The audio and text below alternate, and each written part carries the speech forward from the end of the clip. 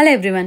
మనకి movie release అయిందంటే మనం ఖచ్చితంగా చూడాల్సిందే కదా. ఇండియాలో అయితే మేము హైదరాబాద్లో ఉన్నప్పుడు అలానే వెళ్ళేవాళ్ళం. సో యూకే వచ్చిన తర్వాత అయితే ఇదే బుక్ చేయడం అనమాట నేను.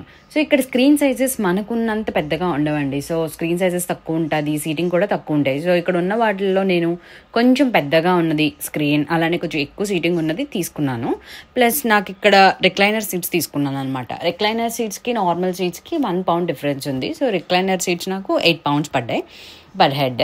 సో మేము ముగ్గురం తీసుకొని అక్కడికి వెళ్ళిపోయాం. మేము వెళ్ళినప్పుడైతే అంత క్రౌడెడ్గా థియేటర్ లేదు. బేసికల్గానే ఇక్కడ అంత క్రౌడ్ ఉండదు. సో ఆ రోజు కూడా అంత క్రౌడ్ ఏం లేదు, బాగానే ఉంది. సో లోపలికి వెళ్ళేటప్పుడు ఓన్లీ టికెట్ మాత్రమే బుకింగ్ చెక్ చేశారు వీళ్ళు. మనం ఫుడ్ తీసుకెళ్తున్నామా లేదా, మన బ్యాగ్స్లో ఏమున్నాయి అలాంటివి ఏం చెకింగ్ లేదు.